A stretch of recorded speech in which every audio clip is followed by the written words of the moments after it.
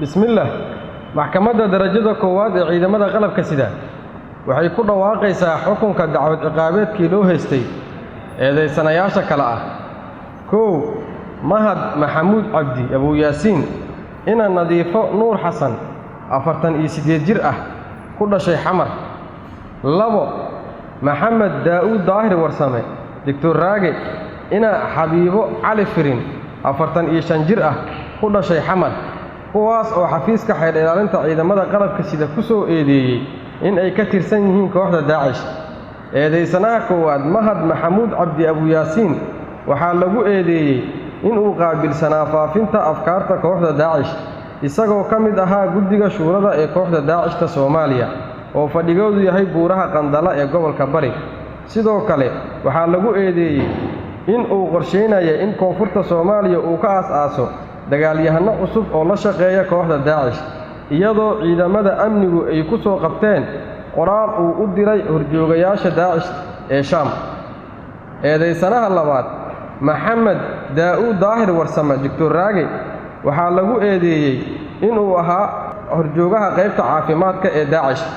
sidoo kalena uu qaabilsanaa la xiriiridda Daacishta ku nool dalka dibadiisa iyo qabashada lacagaha ay u soo diraan Daacishta Soomaaliya dood dheer kadib maxkamaddu markay aragtay qodobka koowaad xeerka ciidamada qalabka sida iyo qodobka 221 xeerka ciqaabta Soomaaliyeed markay dhageysatay maxkamaddu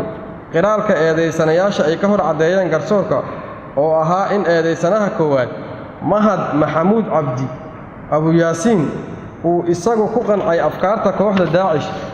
kadibna 2016 uu tagay buuraha Qandala ee gobolka Bari halkaas uu kula shaqeeyay Daacishta Soomaaliya isfahan waa soo kala dhaxgalay asaga iyo madaxda Daacishta Soomaaliya darteedna uu uga soo tagay gobolka Bari kadibna uu qoraalka la hor keenay maxkamadda u diray horjoogayaasha Daacish ee Shaam halka eedeysanaha labaad Maxamed Daawud Daahir Dr. Raage uu cadeeyay in uu ka tirsanaa kooxda Daacish horjoogana ka ahaa qaybta caafimaadka maxkamaddu markay aragtay dambi muujinta iyo cadeymaha la hor keenay maxkamadda horteeda oo ay ka mid ahaayeen cadeyn laga qoray markaatiga qiraalka laga qoray labada eedeysane qoraalka uu eedeysanaha koowaad u qoray horjoogayaasha Daacish ee Shaam iyo gungaarka baarista uu sameeyay baaraha galdacwadeedka la xiriiray labada eedeysane maxkamaddu markii ay dhageysatay doodii qareennada oo nuxurkeedu ahaa in eedeysanayaasha xabsiga laga sii daayo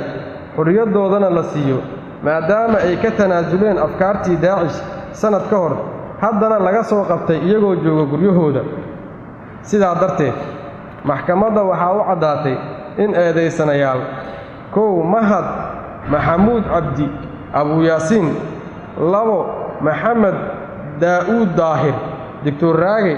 ay wada yihiin dambiilayaal galay dambiga lagu soo oogay waxayna maxkamaddu ku xukuntay min 15 sano oo xabsi ciidan ah cidii aan ku qanacsanayn xukunka maxkamadda waxa uu furan racfaan wabillahi tawfiiq